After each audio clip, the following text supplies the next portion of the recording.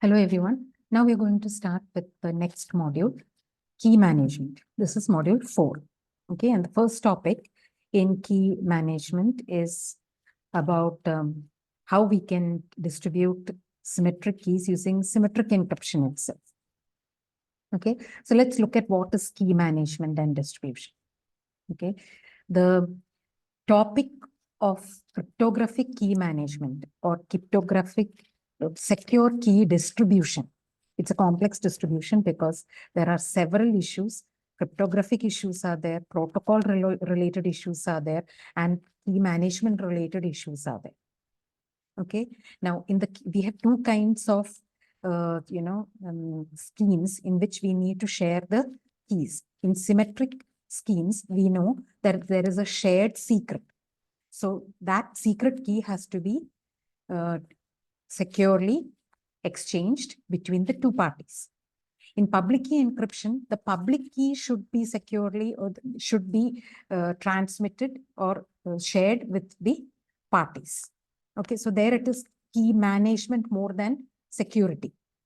Okay, and in both these cases, both symmetric schemes as well as public scheme sharing of keys, there are some issues which need to be looked into. Okay, so the first topic is symmetric key distribution using symmetric encryption. In this key distribution, both parties shares a common secret. And the issue is how to share this particular common secret, okay, without a third party knowing it. So secure transmission of the symmetric key. Okay, now one method is that the key should be frequently changed to keep it secure. Okay, but often security failures occur in otherwise secure systems because there is a break in the key distribution scheme. The way in which the key is managed or the key is distributed is not secure enough. So in symmetric key distribution, there are 4 options. If two parties, A and B, want to communicate using symmetric algorithms, symmetric encryptions, then the distribution options are these shown over here as A, B, C, D. The first option is A can select the key and physically, instead of transmitting over the internet or over an insecure channel, can physically deliver the key to D.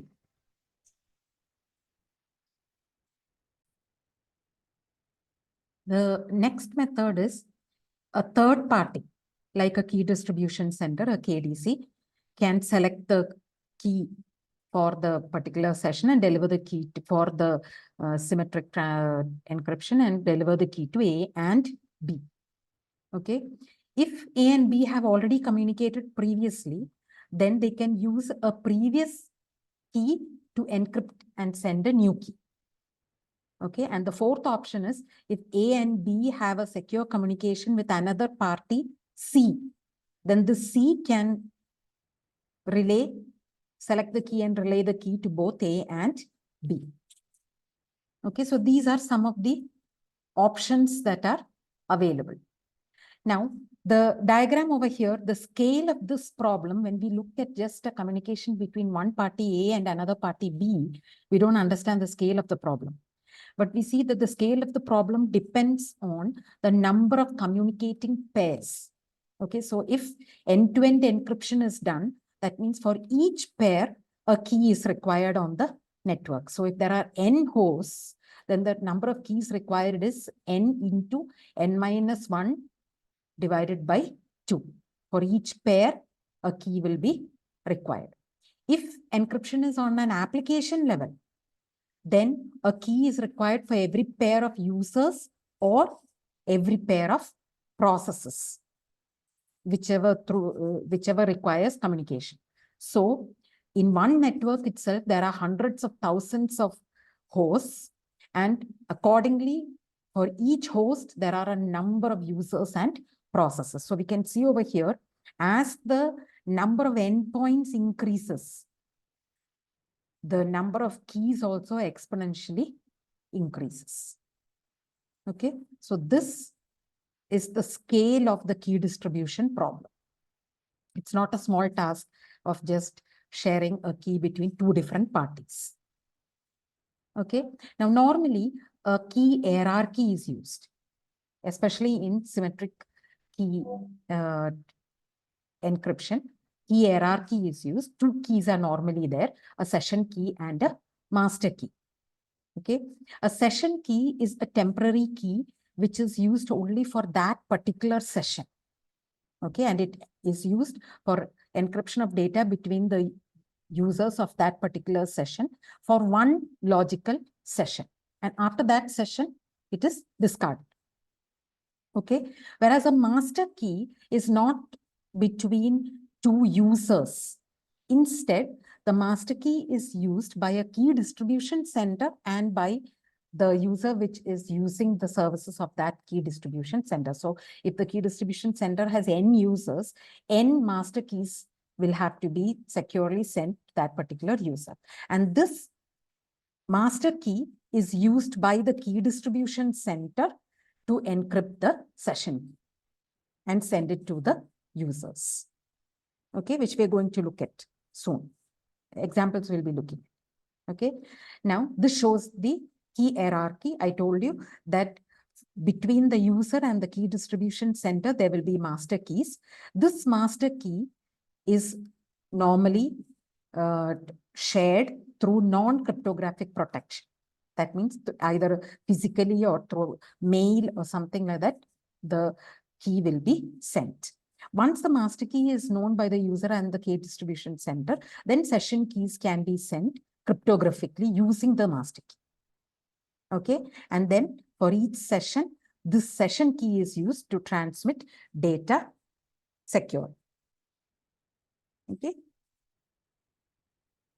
Now, this is the steps used by a key distribution center. If a key distribution center is going to handle the key management, then this is how it is done. The first step is, look, this is one. Okay, the first step is two parties A and B want to communicate. So A is the initiator and A requests the KDC for the session key. Okay, so what A sends is, A gives the ID of A, the ID of B with whom A wants to communicate, and a special number called a nonce. This is a number which is supposed to, it is a one-time number which will be unique.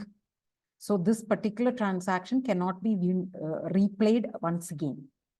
വീണ്ടും ഇത് തന്നെ എടുത്ത് ഈ packet തന്നെ വീണ്ടും key distribution സെന്ററിലേക്ക് കൊടുത്തു കഴിഞ്ഞാൽ ഈ നോൺസ് റിപ്പീറ്റ് ആയി കഴിഞ്ഞാൽ മനസ്സിലാവും റീപ്ലേ ആണ്, അറ്റാക്ക് ആണ് നടക്കുന്നത് എന്നുള്ളത് മനസ്സിലാവും.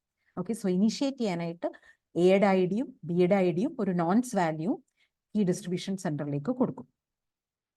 ഓക്കെ, നോൺസ് കറക്റ്റ് ആണെന്നുണ്ടെങ്കിൽ കീ ഡിസ്ട്രിബ്യൂഷൻ സെന്റർ ചെയ്യുന്നത് എന്താണെന്ന് വെച്ച് കഴിഞ്ഞാൽ ആ സെഷൻ കീ ജനറേറ്റ് ചെയ്യും. സെഷൻ കീ ജനറേറ്റ് ചെയ്തിട്ട് KA is the master key that has already been agreed upon between the key distribution center and A, and KB is the master key which has already been agreed upon between the key distribution center and B. Okay, appo cheyyunnathu ee session key generate ചെയ്തിട്ട് നേരത്തെ ഈ അയച്ച packet ഉണ്ടല്ലോ അതും കൂടെ ഇതിന്റെ കൂടെ attach ചെയ്തിട്ട് അതിനെ മാസ്റ്റർ കീയുമായിട്ട് എൻക്രിപ്റ്റ് ചെയ്തിട്ട് ഇതിന്റെ കൂടെ തന്നെ ബിക്ക് കൊടുക്കേണ്ടത് എന്താണോ അതും ബിയുടെ മാസ്റ്റർ കീയുമായിട്ട് എൻക്രിപ്റ്റ് ചെയ്തിട്ട് അയക്കും. സോ ബിക്ക് കൊടുക്കുന്നത് ഒബ്വിയസ്ലി സെഷൻ കീ കൊടുക്കണം. അത് കൂടാതെ ഈ സെഷൻ കീ എയുമായിട്ട് കമ്മ്യൂണിക്കേറ്റ് ചെയ്യാനായിട്ടുള്ള സെഷൻ കീ ആണെന്നുള്ള ഇൻഫർമേഷനും കൊടുക്കണം. So this information gives the session key and with whom this session key can be used, and KB is used to encrypt that particular information. And idellam kuda append ചെയ്തിട്ട് encrypt ചെയ്തിട്ടാണ് it is sent to back to A, initiator-ന് കൊടുക്കും. Initiator ചെയ്യുന്നത് എന്തുവാ? Initiator ഈ first part retain ചെയ്യും. ഈ first part retain ചെയ്യുമ്പം ഏത് റിക്വസ്റ്റിനുള്ള സെഷൻ കീ ആണെന്നുള്ളത് മനസ്സിലാക്കാം. അത് കൂടാതെ ഈ കീയും കൊണ്ട് എൻക്രിപ്റ്റ് ചെയ്തിരിക്കുന്നതുകൊണ്ട് സെക്യൂർ ആയിട്ടാണ് വന്നിരിക്കുന്നത് എന്നുള്ളതും മനസ്സിലാക്കാം. ഈ പാക്കറ്റിന്റെ കണ്ടന്റ് വായിക്കാൻ പറ്റത്തില്ല. അത് അതുപോലെ തന്നെ A will send to B. Okay, so this part is for B. It will be sent directly to B. Then B receives this. Again, B has got the master key. So the B will be able to decrypt this and get the session key. Now, these 3 steps is part of key distribution. Okay, so you can see over here, key distribution steps is 1, 2, and 3. But 3, 4, and 5 also does authentication. Okay, so one authentication is over here, B is authenticating that the information has actually come from the key distribution center. Okay, because the system encrypted with the master key. And then to check whether the KS is correct, what B does is B sends KS and a nonce encrypted with the session key to A, and A decrypts this particular value, gets the nonce, and then changes this nonce value with a function. Okay, so function of the nonce value is then sent back using the same KS encryption key. With this, they ensure that this session key is working for communication correctly and it is secure. Okay, so these are the 5 steps in a typical symmetric key distribution scenario with a key distribution center. Okay, now what are the issues? Okay, one issue is that hierarchies of KDCs are required. If it is a large network, then each network will have a separate KDC. Each subgroup will have, subnetwork will have a separate KDC. And if in that subnetwork you want to share information, then that network's KDC will be doing the key distribution. But say that we want to transfer messages between networks. In that case, the communication is done between the KDCs and securely the session keys are supposed to be transferred, provided the KDC itself can be trusted. And we know that the KDC is secure. It cannot be hacked into, and things like that. Okay. Another thing is that session key lifetime should be limited. Not, if it is a connection-oriented network, then when the connection is set up, a session is set up, and the session can be for each, the session key can be for each connection that is set up. So when the connection is lost, the session key will have to be, a new session key has to be set up. But if it's a connection-less network, then a duration of time should be there for which that particular session key is active. Okay, so there should be a limit for the time for which that a particular session key can be used for better security. Another, it is possible to automatically distribute keys on behalf of users. But here the issue is, as I said earlier, whatever system is used for automatic key distribution, it should be a trusted system, and the system itself should not be able to be breached. Okay, another possibility to alleviate all these problems is to try to decentralize the key distribution. Again, when we decentralize the key distribution also, there should be secure methods by which transmission can be done. Okay, another possibility is by controlling key usage. Controlling key usage means there should be the session keys itself should have different types of session keys, so that each task can have a different session key. Okay, or each type of task can use a different session key, which is which will cause it to be more secure, the transmissions to be more secure. Okay, with this, we finish the first part of module 4. We will look at symmetric key distribution using public key encryption in the next class. Thank you. As always, feel free to contact me if you have any doubts, and don't forget to like and subscribe. Bye.